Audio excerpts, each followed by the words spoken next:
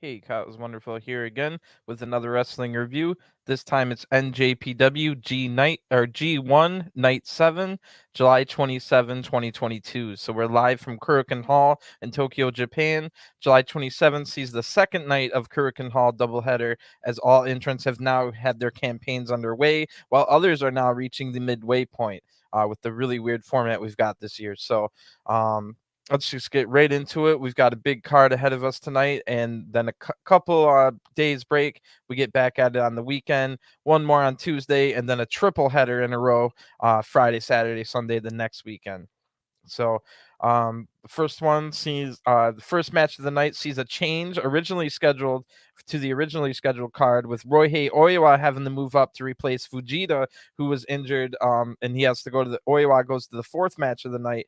Yuto Nakashima then gets called in. He'll take on his as we found out, junior high alumni Hiroshi Tanahashi. So Nakashima getting the team with the ace here. They'll take on Show and Evil, while three-man team shrinks to two. Since it was supposed to be a three-man, Nakashima was always going to be in it. It was just supposed to be Oiwa as their partner, but nope, it now turns into a 2-on-2 match, and that means that Dick Togo will be there in the corner and probably in the match as well. You know how they like to cheat. So can the combination of youth and experience from Nakashima and Takahashi find a way to prevail? Let's find this one out. We start night 7 of G1 Climax 32 with Evil's music playing, and Evil and Show come out, accompanied, of course, by Dick Togo. So House of Torture here. Yujiro has a league match later on.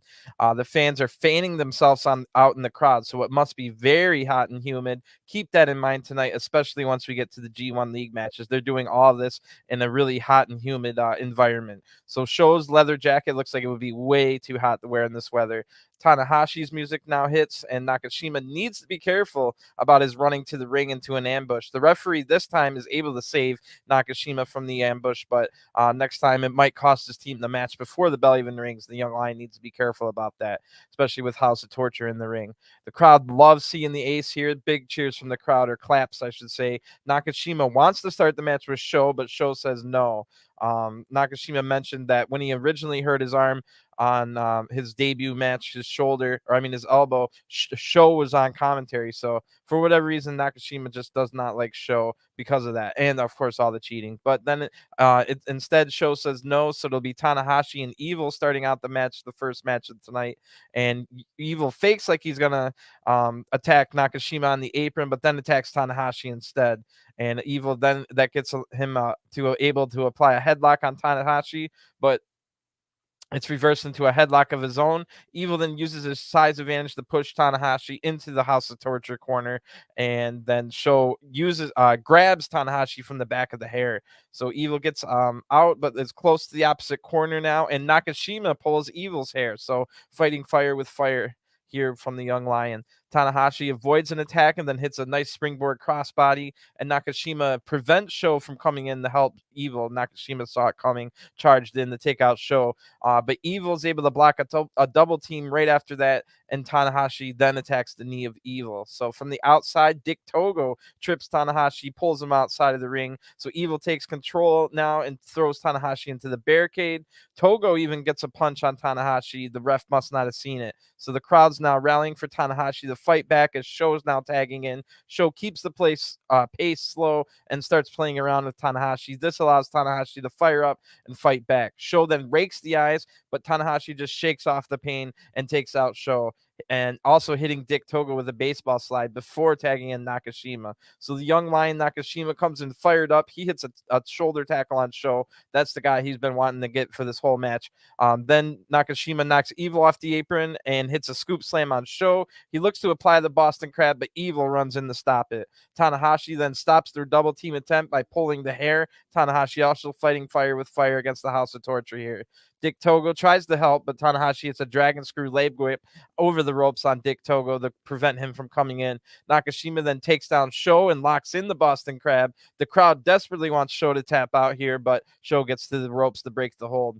Then Sho takes control with a nasty kick to the head. Nakashima's just barely able to kick out of that one. Sho then stays on the attack, but Nakashima counters a snakebite attempt with a roll-up for a 2 count. Sho then hits a German suplex with an armbar applied. Once it fully gets extended, Nakashima is forced to tap out. Your winners of the match by submission are House of Torture, and that armbar was on the previously injured elbow of Nakashima. So the young lion comes into every match with a giant target on his elbow. Nakashima will have to develop a technical style going forward so that he can escape all these attacks on his arm and any of these holds and arm bars and stuff, because everyone's going to be doing that to Nakashima. So he's going to have to develop ways to avoid that, because the elbow seemingly is never going to be fully healed. It's always going to have a target on it. So anyway, our second match of the night, Team Filthy do battle with Bullet Club in the second match of the evening, when Tom Lawlor and Royce Isaacs will take on KENTA and El Phantasmo. Lawlor and KENTA might be in separate blocks, but remember, they met at Ota Ward this past weekend, and it looked great. That looked like a match we might want to see. The only way they would be able to meet in G1 is if they meet in the finals, which would be a crazy finals, but they get to lock horns once again tonight, and Phantasmo would be added to the mix. So what should be a pretty good tag team match here. KENTA's music hits first, and ELP and KENTA come out. ELP air drums perfectly the drum beat of KENTA's music. Pretty good stuff there. I'm a drummer, so I knew that he was doing it like perfectly. This Saturday, on English commentary, ELP will join Kevin Kelly for the G1 League matches, and then on Sunday, Tom Lawlor will be on commentary for the G1 matches. So that should be really entertaining. They'll come out after intermission, after their prelim matches, and maybe a shower. So Team Filthy come out next, and the crowd's clapping along to their music like they were last time. Tom Lawlor's been doing a good job of crowd participation, not only been having good matches, but good crowd participation, just the kind of stuff that's going to get Tom Lawlor invited back to Japan. So Tom Lawlor and Royce Isaacs have the qualities Japanese fans look for sure. KENTA tells the fans to stop clapping. Even after the music ends, they clap Tom's music, and ELP then starts a "We Will Rock You" beat instead by stomping and then clapping. You know what I'm talking about. This messes up the crowd's rhythm, and then as soon as ELP stops, they start the Lawlor rhythm again. So this was pretty funny from the crowd. Tom and ELP are going to start the match, and Tom takes down ELP easily, so ELP just backs off the reset. Yeah, just before I get into the match, that clapping with the crowd lasted for a while, but it was really entertaining. The crowd was even laughing and stuff like that. They were having a great time. So anyway, like I said, ELP, they start the match. ELP backs off the reset, and then ELP takes down Lawlor and flips up the show off. ELP then gets KENTA to yell at the crowd to start using their feet for the beat, and the crowd actually keeps the beat going during the match, the "We Will Rock You" beat. That was pretty cool right there. I wish they would do that more often, since they can't stuff like that. So anyway, the crowd is laughing a lot, and they're having a great time. Really entertaining stuff. I normally don't like a comedy once the match even starts, but this whole crowd thing for the last 2 years straight in Japan makes this pretty entertaining and interesting to watch. Tom then takes it to the mat because he's tired of all this playing around, but ELP is able to get to the ropes. Now Royce Isaacs tags in, and they double team ELP. Tom hits an Olympic slam, and then they pose for the Filthy pose. So that was pretty cool. Royce then attacks KENTA from the apron, and Tom tags in, and KENTA then pulls Royce out of the ring to prevent a double team. ELP pulls out Tom's chest hair and shows a chest hair to the camera. That was pretty weird looking. Then KENTA hits a big back elbow and gets the crowd to clap faster, like until they couldn't clap any faster. That was funny. KENTA then hits a huge kick to the back, but that just fires up Tom, who springs to his feet, and now they have a forearm battle. KENTA then wins this with a big boot to the face. Tom then ducks a big roundhouse kick and hits the zigzag, the Dolph Ziggler zigzag, taking KENTA down on the back of his head. So Royce and ELP then tag in, and Royce takes control with some big strikes. Then Royce hits a pop-up power slam. I don't know if I've ever seen that before. That was pretty cool. The crowd's absolutely loving this. Then Royce deadlifts ELP off the mat into a Goldberg jackhammer. Again, pretty cool. So KENTA runs in to help, but Royce and Tom double team KENTA. Then ELP shoves Team Filthy into each other, sending Tom out of the ring. ELP hits the death or the sudden death super kick on Royce Isaacs right after he hits the see you later. It's a double underhook pile driver face buster hybrid. So that gets the 1, 2, 3. Your winners of this match by pinfall are Bullet Club, and then Kenta is yelling at the announcers to buy his book, but Kevin Kelly says they're sold out everywhere, so Kenta just gets mad. Should be another good backstage comment. I do a separate video every time there's a G1 or anytime there's a New Japan event, period. I do 2 videos, one for the review and one for the backstage comments. So if you're not the type that likes to read subtitles, definitely come check those out. Kenta every single time has been entertaining as hell. So the third match of the night sees a preview of this Friday Clash. Or no, not this Friday, but a week from Friday, August 5th, the Clash of Titans between Jeff Cobb and JONAH. We get a little preview of that here. So TMDK's K9 Connection, that's JONAH and Tito, will want to make a statement at United Empire's expense here, but Jeff Cobb and Great Khan experience might make that a difficult mission, like experience as a tag team for the dude and the dog. So remember what I was saying yesterday about K9 Connection, how they wanted to prove themselves enough to be invited to World Tag League. Well, here's another great chance. They did all right yesterday, but lost. Now they have a great chance to impress here against the former, recently lost the titles, Jeff Cobb and Great Khan. So Jeff Cobb music hits and he comes out with Great Khan, and you have to imagine when G1 finishes, they'll be looking to get their IWGP heavyweight tag titles back from FTR. But K9 Connection then come out next, and this should be a really good match. We start off with all 4 men in the ring staring each other down. JONAH and Cobb are staring each other down. So Tito punches Cobb, even though they were looking at the other guy. That was a cool way to start this match. TMDK then take out Cobb, and the match starts with Tito and Okan. Tito dominates at the starts with some big strikes, then tags in JONAH. Okan is still having trouble getting started here. JONAH hits a big standing splash for a 2.9 count already without Great Khan even getting any offense in. Almost ended right there with that big 400-pound splash. Tito now tags in and hits comes into the ring with a slingshot senton. That was always pretty cool. He's been doing that every match, and it always looks good because he's such a big guy doing those kind of moves. Great Khan then counters a suplex into a snap vertical suplex that looked great, then tags out the Cobb. Jeff Cobb comes in with some fire now. Tito tries to fight back, but Cobb hits a big suplex, then surfs up on Tito's back. Cobb then hits a deadlift running vertical suplex. That was amazing looking. Tag the Great Khan now, who Mongolian chops JONAH right off the apron. Then United Empire double team Tito, and Okan hits a nice slam, the slam dunk face slam that we saw against Chase Owens on last night's event. So JONAH then has to come in and break up the pin, and Cobb stares down with JONAH, and they have a forearm battle. It turns into a sumo match, but JONAH wins this easily with his massive size and sends Cobb flying out of the ring. So the 2 legal men now start fighting again. Tito hits a nice striking combo, but Great Khan just locks in the sheep killer. He breaks it himself for Khan to hit a backbreaker, then locks in the sheep killer again, forcing bad dude Tito to tap out. The winners of this match by submission are United Empire. K9 Connection will definitely have to pick up a big win at some point on this tour if they want to be selected for World Tag League. They can't just keep impressing in losses. They're going to have to win one of these 2-on-2 tag teams to impress enough. So Great Khan then says to the crowd without getting on the microphone, bow down, peasants, wave your green lights in the air. United Empire will dominate G1, and everyone will shine the green lights at Budokan.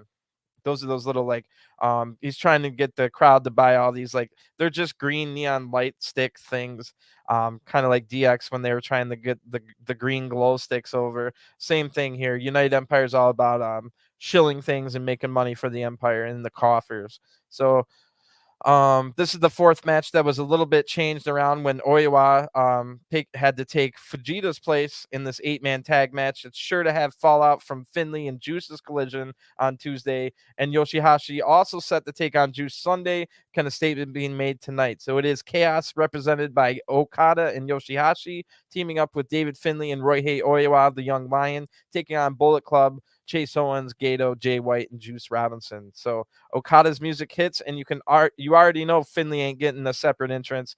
So Oiwa runs off ahead of them, but no worries for an ambush when you come out first. That's what I was talking about earlier, when you come out second and you run down to the ring without your partner.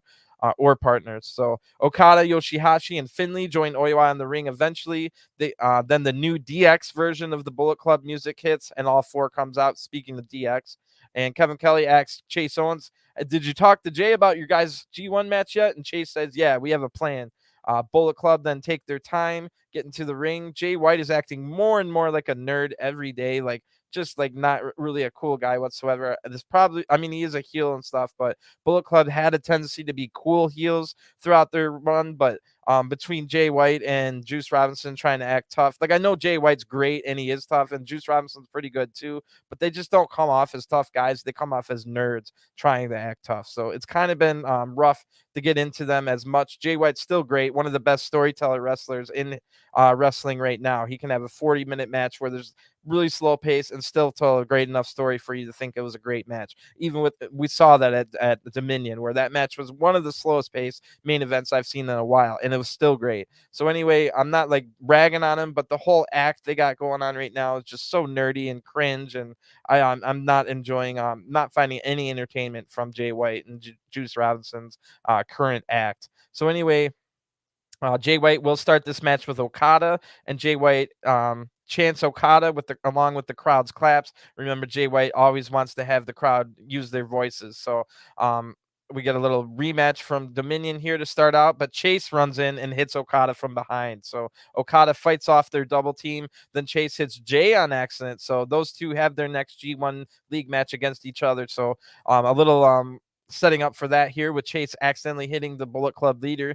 And right after that, Okada throws Chase into Jay. Jay might not even have seen that it was Okada that threw him in. So to Jay's mind, he might have been hit by Chase twice here. Same thing that happened with Kenta. And when Kenta hit Chase twice, hit Jay twice, Jay was like, I can understand maybe once, but twice, that's too much, man. So maybe this caused Jay to think it was twice again. But Okada then hits a DDT on Chase Owens right after that. Chase rolls out of the ring because remember, Jay's the legal man. So Juice and Jay are now cussing out Chase Owens big time. A lot of swear words in this match as Juice now tags in, like still mad at Juice. Juice then tells Finlay he's scared of him because YOSHI-HASHI tagged in instead of Finlay.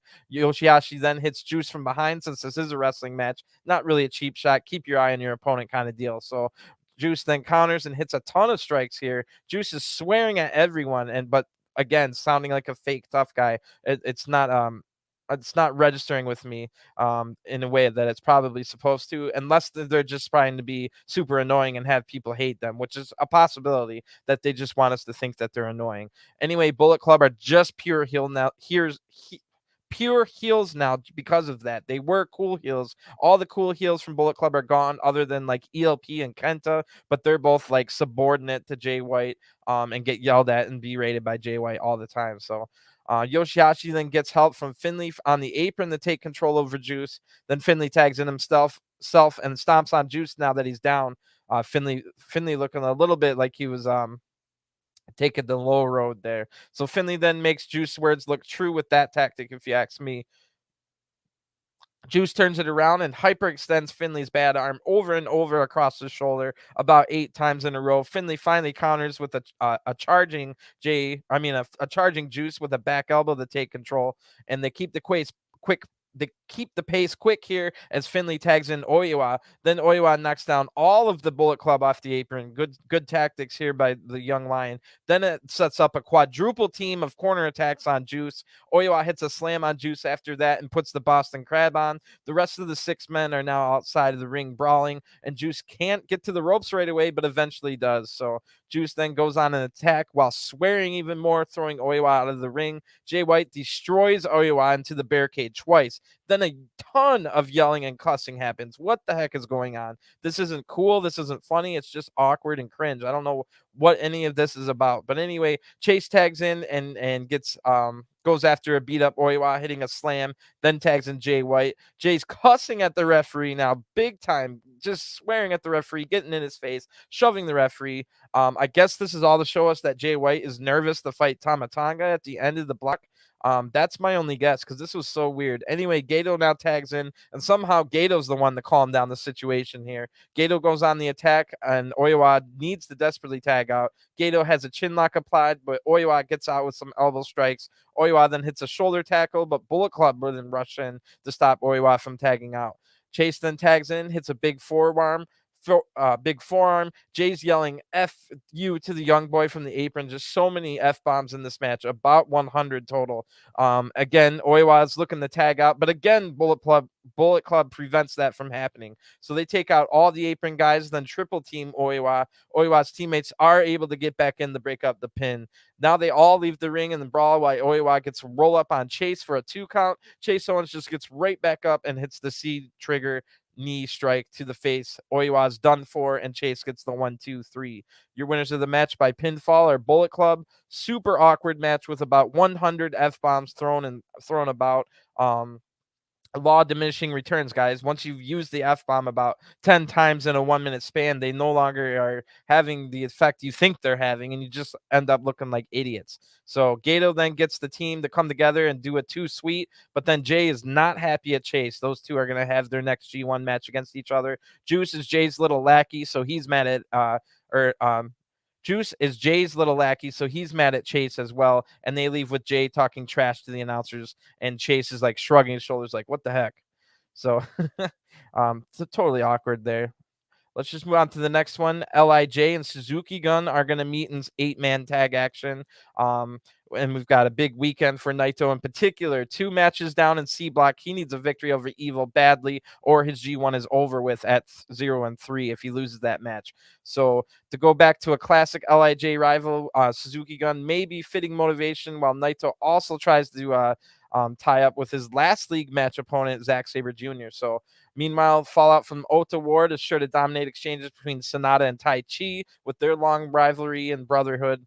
And then Shingo collision with Lance Archer are sure to be worthy of attention in the 5th match of the evening tonight. So this will be the last preliminary match before the G1 League matches start after the intermission, after this match. So Suzuki-gun comes out first, the Archer's music. Lance gives Kevin Kelly an action figure of himself, which was weirdly nice of Lance. But then Lance gets his heat back by destroying young Lion Nakashima, who was just helping as a helper ringside.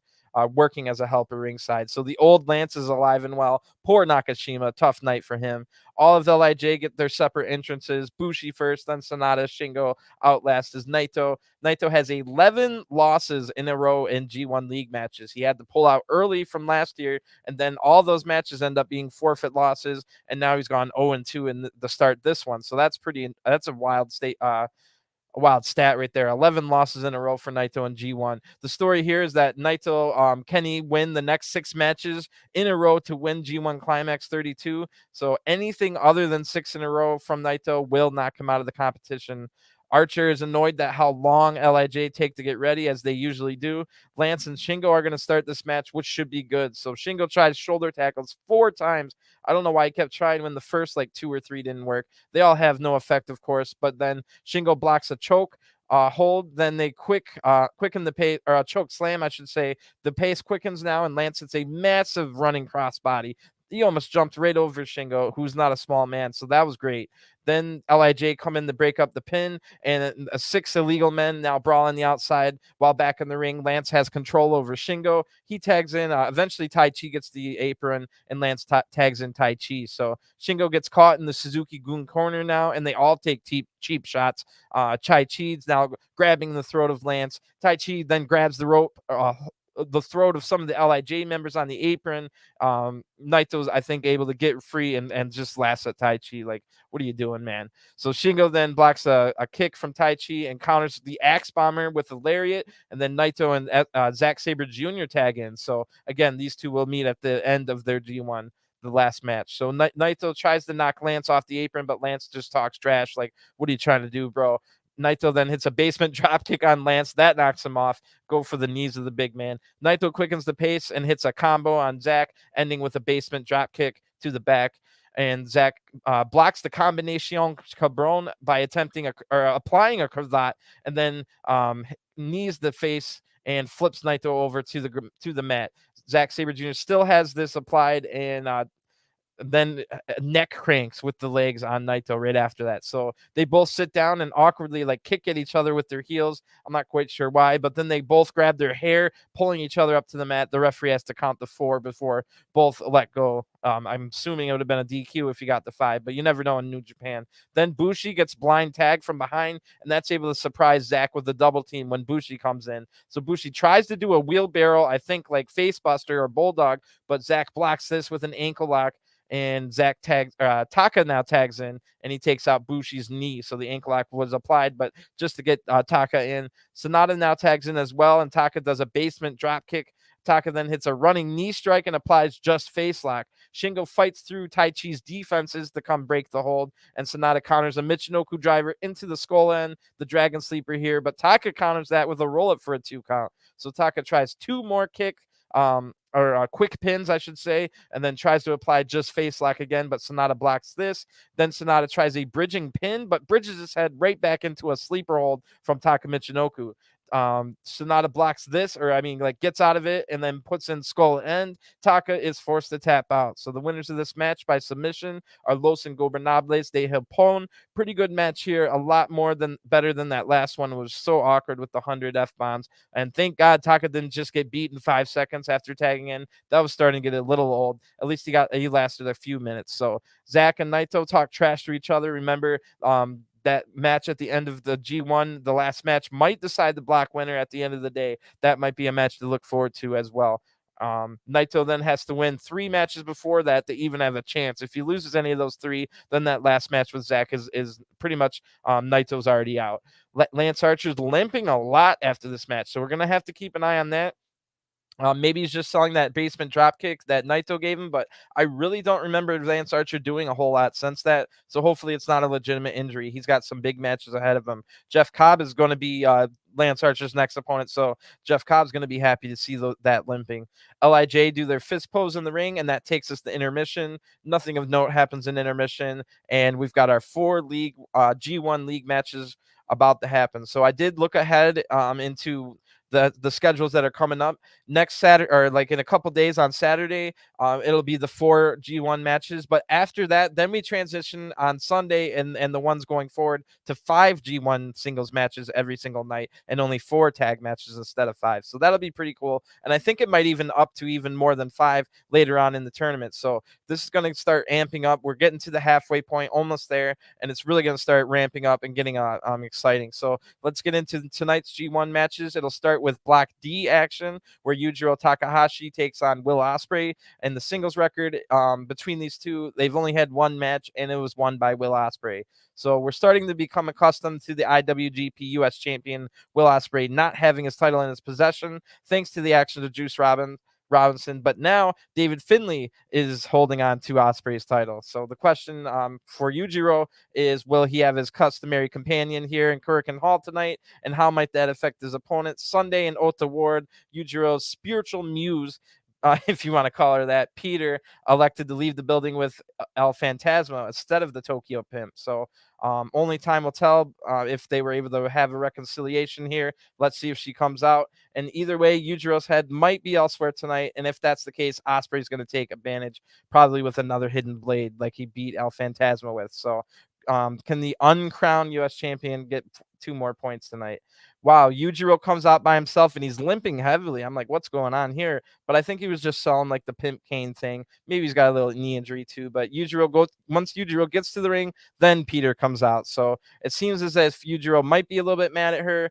But she gets Yujiro's attention. When Yujiro sees her, he gives Peter a big hug and they reconcile. So she dances in the ring and is all happy now. Yujiro will need her and maybe even shows help to have any chance to beat Ospreay here. So Will Ospreay comes out. He's got a super fancy outfit on tonight. He's got his British heavyweight title, but not the U.S. title that he also is the champion of. So Yujiro starts the match charging right in and hitting a Yakuza kick, and that takes control for Yujiro.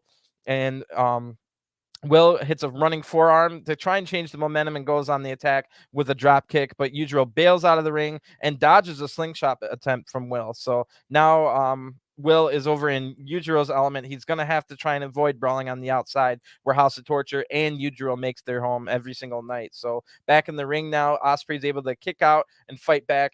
Yujiro rakes the eyes to stop that comeback and hits back elbows in the corner. Then another Yakuza kick now has Will in trouble already. He has to kick out at 2. Yujiro has wrestled the perfect match so far. So Will tries to fight fire with fire. He puts a thumb right in the eye of Yujiro, but Yujiro fights this off to stay in control somehow. Perfect match for Yujiro so far. He's not made any mistakes. Yujiro then throws Will into the ropes, which was a mistake. Ospreay's able to hit a handspring kick and finally get out of the starting block. You don't want to send Will into the ropes where he's in his element. That was the first mistake for Yujiro. Will then hits Kawada kicks and flips forward to avoid any damage from another attack from Yujiro. Yujiro blocks a standing shooting star press by getting his knees up. Yujiro then connects with another Yakuza kick. Right after that, a Fisherman's Buster for a 2 count. So great match from Yujiro. Really fun to watch as well. So Will then quickens the pace and hits a drop kick to counter a next attack. Will then turns his back and Yujiro hits an Olympic slam. So this is pretty surprising so far. Will then blocks a pimp juice attempt and traps Yujiro up in the corner, hitting a big kick. Will then goes up to the top rope again, but Yujiro gets up quickly and meeting Will up there. Will bites the hand of Yujiro to block the super Fisherman's Buster, and Ospreay hits a top rope forearm to the back of Yujiro's head. That looked pretty nasty. That was the biggest shot Yujiro's taken all match, which is why that Yujiro kept getting up early from all these attacks and surprising Ospreay because Yujiro hadn't really taken much damage up until this nasty forearm to the back of his head. So now he's a little bit rocked. Now Ospreay sees an opportunity and he goes to the apron and hits a beautiful springboard 450 splash. That makes me think back to AJ Styles. Of course, Will's only had one singles match against AJ Styles. That was back in 2015 at Rev Pro. Definitely would like to see them again before their careers are over. So Will now sets up for the hidden blade, but Yujiro grabs the referee to shield himself from it, throws the referee, and then behind the back of the referee hits a low blow to Will Ospreay. Yujiro gets up, hits Miami Shine. I think it's a Death Valley driver that banged Will's head off the mat. No, it's more like a burning hammer. So then this gets a 2 count as we get, no, it's not like either of those. Never mind. He just slams from a fireman's carry slam, basically. Then that gets a 2 count as we get to the 10-minute mark. Will tries to roll up with the tights being held, but Yujiro kicks out of this. Yujiro then hits a nasty-looking, awesome satellite DDT. It's kind of like a tornado DDT, except you go all the way around the guy like a satellite.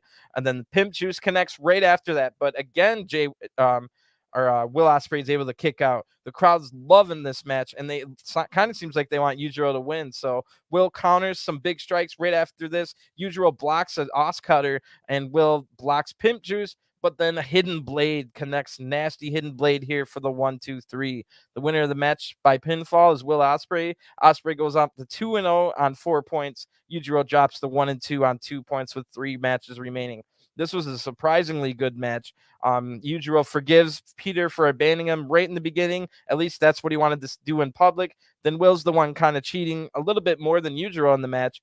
Sure, Yujiro had an eye rake and used the referee to shield the crowd, but Yujiro wrestled a great match other than that. So I'm not quite sure what if it was just a one-night thing for Yujiro to be the good guy or the fan favorite in this match or what. Or maybe they're heating up Yujiro for something big later in G1. Maybe he's going to get a big upset that will kind of decide the block, something like that. So I doubt this is going to lead to Yujiro leaving Bullet Club and House of Torture, but it's still pretty cool. As usual, another great match from Ospreay. Once someone gets this good, there's really not much to say after their matches other than wow, that was great. Usual great stuff from Ospreay. It's kind of hard to break it down any more than that. But Ospreay's next league match is Tuesday, August 2nd against David Finlay. That's going to be a pretty big match. David Finlay's going to need to win that one if he has any chance of winning the block. And then Yujiro will face Juice Robinson a week from Friday, August 5th. So Nakashima, the young lion, helps Peter get Yujiro to the back after that nasty hidden blade. He's having trouble standing on his own feet. So the match no one was looking forward to is next in our it's A block action. It'll be Toru Yano versus Bad Luck Fale, and somehow Yano holds a 5-1 singles record over Fale. So Bad Luck Fale and Toru Yano hit the midway points of their A-block campaigns, looking to tip the scales in their favor. That's something Yano was able to memorably do at the end of 2020 when he sandbagged himself to prevent tasting defeat in a body slam corner removal match that secured his KOPW 2020 trophy at Korakuen Hall. Instead, the Hall has seen most recent Yano's 5 victories over the Rogue General, and a record that's very lopsided and surprising. So both men will have their losses meted out in the ring, but they found success by getting countouts. Both Yano and Fale have 2 points by countout. So will they be looking to get that again tonight, or maybe some other factor at play? So let's find out. 2 of my least favorite G1 competitors of all time fighting each other here, and the only way I want to see this match is it ending quickly. So if they can make me laugh or even chuckle once and it ends within minutes, I'll give it 5 stars. But anything other than that, it's getting like -1. Fale out first. His entrance was only about 10 seconds long before Yano comes out. So we're off to a good start here. Yano comes out trying to get the crowd hyped, and Yano's DVD introduction lasts about 3 times longer than Fale's entire entrance. So here we go. 5 wins to 1 in singles matches is definitely weird. So it doesn't really tell me anything. Maybe Yano will get the win again, but I guess it does show that Fale isn't very smart because he keeps probably getting outsmarted by Yano in all those matches. Yano tries to have a striking battle right away, but Fale knocks him down with 1 strike. Yano tries this again with a little bit better luck. Weirdly, Fale then goes on the attack, but Yano dodges a corner attack and gets a 2 count on a roll-up. So Yano then bails the ring, sets up a chair outside the barricade, and tries to get Fale to come out there with him, but Fale just gets a chair and sits in the ring. They stare at each other until the referee gets to 19 with only 1 count left before a count out. Yano slides in, then evades Fale, sending Fale into the chair with a drop toe hold. Fale then takes control right after this, and another drop toe hold takes down Fale. Yano then makes Fale mad, and Yano gets Fale to join him outside the ring just like he wanted. And the silent crowds just make Yano's act 10 times more annoying with all of Yano's constant yelling. It's just there's no crowd like noise. There's the yelling. It's just so annoying, man. Even though Yano gets Fale on the outside, Yano's not having any luck out there. So Yano goes under the ring and then comes out spitting something in the face of Fale. So Fale's just barely able to get into the ring at a 19 count. Damn it. I don't want to see it end any longer. But anyway, Yano counters a grenade attempt and then low blows Fale. I guess the referee didn't see it, even though there's no reason he shouldn't have. Fale's then able to roll up Yano after that for the 1-2-3. Your winner by the match by pinfall is Bad Luck Fale. This match is way too long. Why are they still in G1? Fale goes to 2nd place in A block behind Okada, and those 2, Okada and Fale, will fight Sunday in a big match for the Monsters block. That same night, Archer fights Jeff Cobb, and hopefully Lance Archer's leg isn't injured. But those are 2 big matches in the A block on the same night. And that'll be the first night we start getting 5 block matches a night, which is the only reason we haven't had like more than 1 person in a block. It's just 1 from A, 1 from B, 1 from C, 1 from D right now. But once we add 5, we're going to start getting things like that. Let me just readjust real quick. All right, so our semifinal for the night, little bit better match. I was definitely looking forward to this one. It'll be Hiroki Goto versus Aaron Henare. And the singles record here, they've only had 1 singles match, and Goto won that one. So C block action sees Hiroki Goto look to build off an impressive start against Tetsuya Naito, as he tries to reach 4 points here against Aaron Henare. The Ultimate Weapon is on the same 2-point score as Goto, but has had 2 matches instead of 1. With 2 matches worth of damage as a result as well. At Ota Ward, an impressive performance against Zack Sabre Jr. ended in defeat when the Englishman targeted Henare's surgically repaired Achilles tendon for the tap-out victory. Henare would state afterward that he expected Goto to just stand and bang in Korakuen Hall, something that might be a statement of hope as an intent.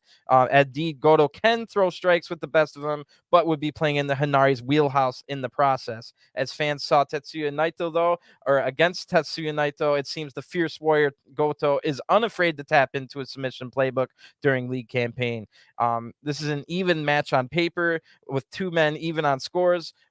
Who's going to come out with this one, and will Gedo go for the Achilles tendon. So that's the story going into this match. Now, this is a match I've been really looking forward to, and a good palate cleanser after that last match before we get to the main event. So Hanari then comes out yelling that he's going to win G1. He has won 12 of his last 13 matches. The only loss was the Zack Sabre Jr., and he hasn't lost a singles match at Korakuen Hall since joining the United Empire. I don't know how many that's been. I didn't look it up, but they told us that on commentary. That's a pretty cool stat. But you do need I bet it's only like 2 singles matches, so it's not like that impressive.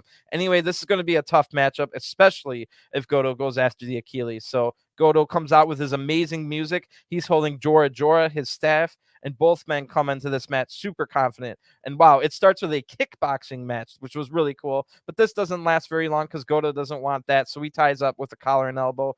And not really a clean break from Hanari, who kicks the gut right after they get to the ropes. They both tried shoulder tackles, but seem pretty even in the strength category here. And then Gedo then kicks the gut now, a little receipt for that kick to the gut earlier, and takes Hanari down with an headlock. Hanari gets to his feet and counters into a waistlock. Gedo counters this, but Hanari counters right back and gets a hammerlock on the arm. A little bit of technical wrestling here. So Hanari then breaks the hold himself. He wants to go back to strike, so he hits some leg kicks and then a big shoulder tackle. Now Gedo goes down after he was weakened a little bit. Gedo fires up, though, and hits a shoulder tackle of his own. That knocks down Hanari. So then the fight now spills to the outside. They both shake off barricade shots by charging right back into the other man. But Hanari did it second, so now he's in control as the referee starts the count. Hanari rolls Gedo in, and they look for another kickboxing match here. And Goto's not even up yet before Hanari's hitting big body punches. Gedo then tries to fight back, but Hanari hits a springboard kick that looked really nasty. Now we're at the 5-minute mark, and that really flew by. Somehow the match before this, it was like an hour. 5 minutes seemed like an hour. This one seemed like 30 seconds. Hanari then puts on a heel hook on Gedo, and this might be a mistake because it's going to put in the mind that Gedo might put the heel hook and attack your Achilles tendon. So that's something I wouldn't have done if I was Hanari, but Hanari then transitions that into an STF, then hits a curb stomp out of that. Cocky pin here from Hanari with the crown signal, or the crown hand up. I think it's like that. And then that, of course, is just going to make Gedo mad. It's not going to get the pin. So right on cue, Gedo counters and hits a big lariat, buying time to recover now. Gedo goes on the attack with a spinning heel kick and a running bulldog. That gets a 2 count, and the crowd is loving this match. And so am I. This is a good one. So make sure you watch this match for sure.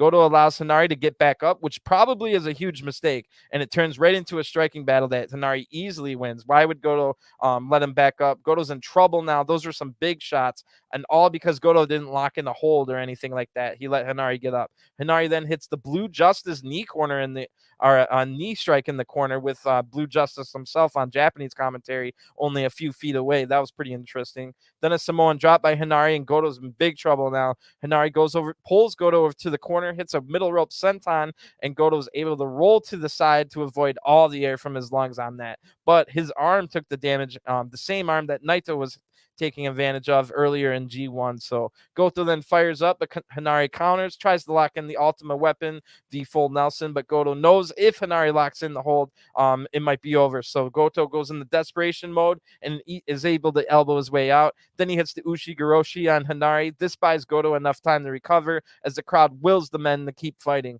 Hanari then blocks a GTR attempt with a big strike, but Gedo shakes off the pain and hits a reversed GTR for a 2 count. Goto's up first, and he allows Hanari to get back to his feet yet again. Hanari blocks the big kick, and then Gedo goes for multiple forearms. But this was a mistake, though, because Hanari then hits the Berserker Bomb 2 times. Hanari has been allowed to get back up, and Gedo has paid for it. Both men are now down as the crowd claps loudly for them to get back up. Hanari's up first, and he pulls Gedo up for more strikes. Big body punches now have Gedo in trouble. Gedo fires up and charges in and starts a forearm battle. Hanari hits multiple, but then Gedo hits slaps to the face here. Hanari just shakes off those slaps and hits some big body punches. Then a knee to the face and a rampage, and that almost ends it right there. But Gedo kicks out. He finds the will to kick out, probably hearing his son's words in his head. His son wants Gedo to win the world title again, yeah, so not only the world title, but the AEW world title. I was like, whoa, setting some lofty goals. I don't know how old his son is, but those are some lofty goals. Anyway, Hanari then gets Gedo up and applies the ultimate weapon, full Nelson. Gedo survives for a little bit, but then fires up. Hanari might have made a mistake here because he breaks the hold himself that hit Streets of Rage, but Gedo blocks it. Hanari comes right back with a massive roundhouse kick, though. So it might have been a mistake, but not an immediate one. We'll have to see if he pays for this. He probably could have won the match if he just kept the full Nelson applied there. Anyway, Goto's in major trouble. He uses the ropes to get to his feet, and then Gedo evades a charge into the corner and hits the draping showstopper draped off the ropes. Normally a move he does with YOSHI-HASHI, but use the ropes as YOSHI-HASHI this time. Gedo then hits a huge kick, but Hanari gets right up. Hanari comes charging in right into a GTW, which is basically the attitude adjustment from John Cena from Gedo. Then Hanari's just barely able to kick out in time. GTR is now hit from Gedo, and that gets the 1-2-3. Wow. The winner of this match by pinfall is Hiroki Gedo. Great match here. Hanari's becoming someone that always has a really good match. That's really I'm always excited when Hanari's in a match. And then I figured Gedo would win this one, but I definitely had my doubts during the actual match. I didn't know where it was going to go or which one of these big shots they weren't going to kick out of. So Gedo is now tied with Zack Sabre Jr. at the top of C block at 2-0 with 4 points. Pretty surprising there for Gedo.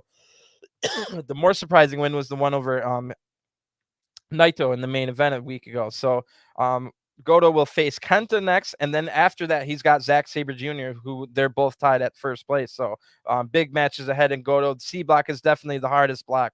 Hanari drops the 1 and 2, but he'll probably get another big upset before this G1's over, and then continue the press in his other matches that are losses. So Hanari no longer has control over his own destiny, as his 2 losses are both to the guys that are undefeated. Hanari will need help to win this block, because even if he wins all 4 matches, he might not be the winner. So Hanari then argues with the referee that Gedo was out cold during the full Nelson, but the referee's not having any of it. And Gedo stares at Hanari as he leaves, kind of as a show of respect for that really good battle. So it is main event time. Let me get a quick drink. Do not sleep on the Hanari matches. If you're the kind of guy that's been sleeping on Hanari, please don't. Every single one of his matches is great. All right, it is main event time. It'll be in B block action. Tomohiro Ishii versus Tama Tonga. So the singles record, there's been 2 matches between these guys, both won by Tama Tonga. So the main event of this evening sees Tomohiro Ishii facing Tama Tonga in B block after painful losses to Taichi and Jay White. Ishii is already effectively on the bubble. One more loss and he's probably out.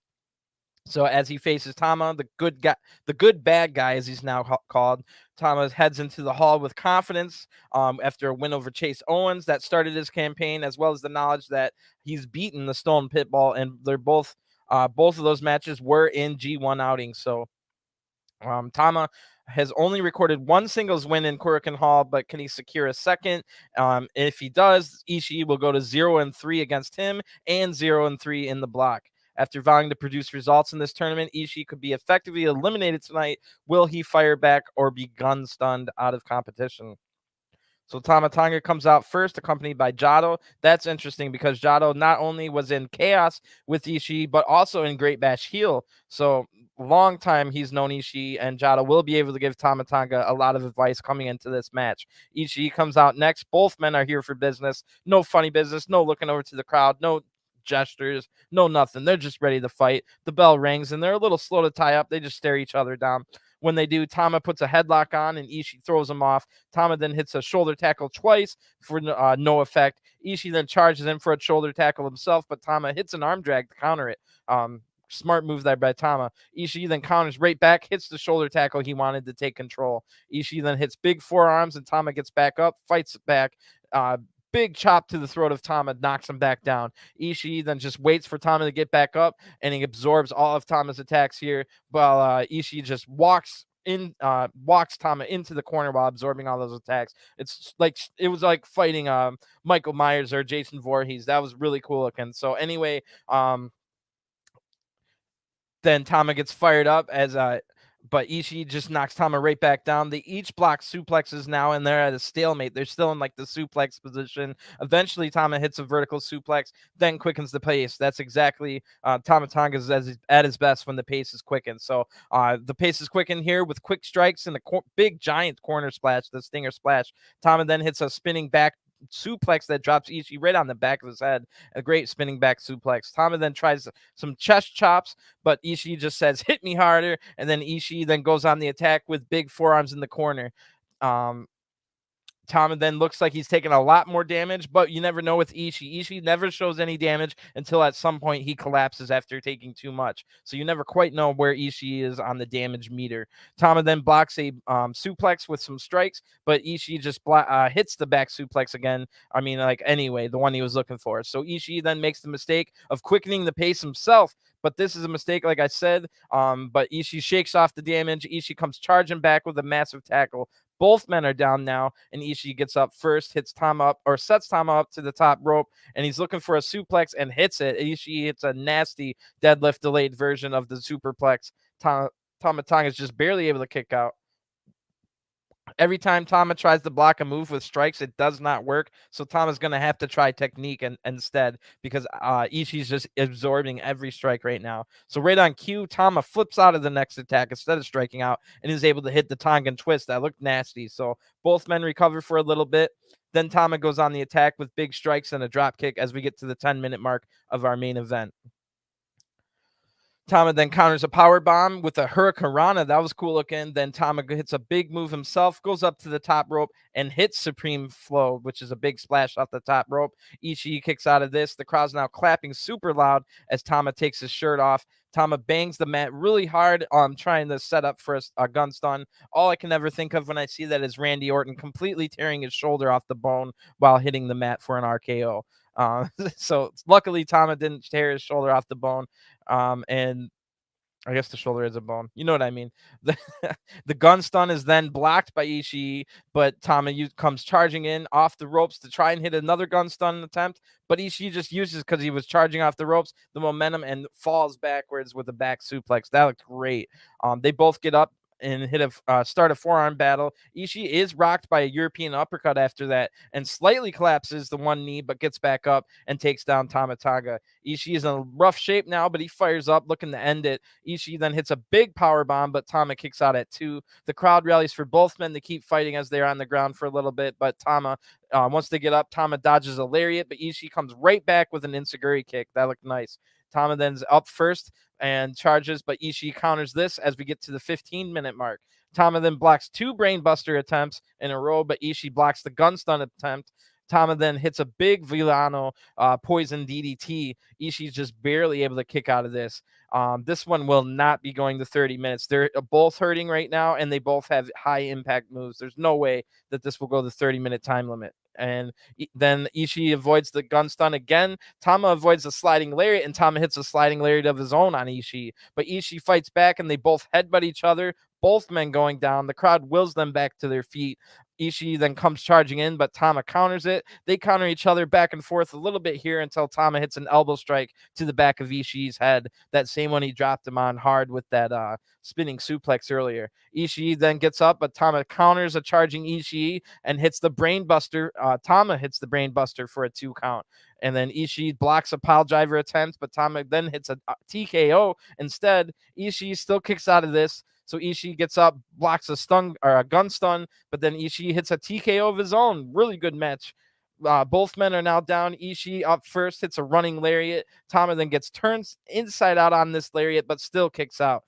Tama evades a brainbuster and hits an enziguri, and then Ishii counters a gun stun into the nasty looking vertical drop brainbuster for the 1-2-3. The match. The winner of this match by pinfall is Tomohiro Ishii. What a match. I had no clue who would win. It was probably even better than Hanari. It was kind of similar to Hanari versus Gedo, but just a better version of. I guess that's what you're supposed to do when one's in the main event and one's not. But yeah, I had no idea if they'd be able to kick out of all those big moves, when it was going to end. I knew it wasn't going to the time limit. That was for sure.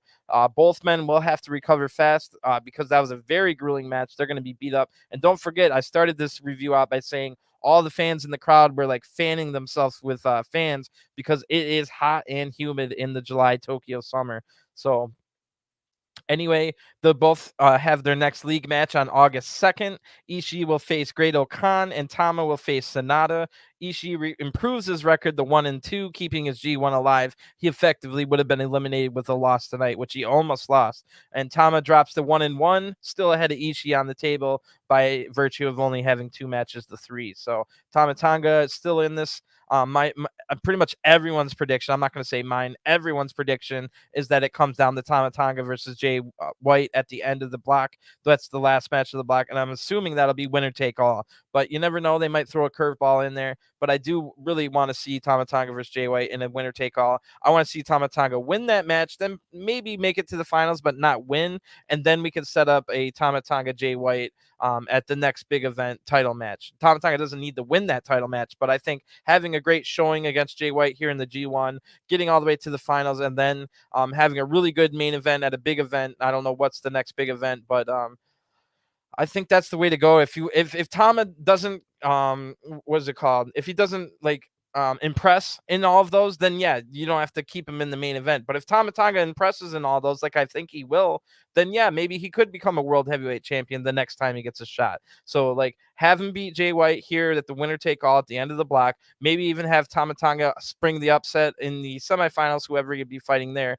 Have a tough loss in the finals. I wouldn't necessarily put Tama Tonga in the main event of Wrestle Kingdom, but then we can have Tama Tonga, because by virtue of already beating Jay White in the singles match, he would have earned a title match already. We can have that in September or October, something like that.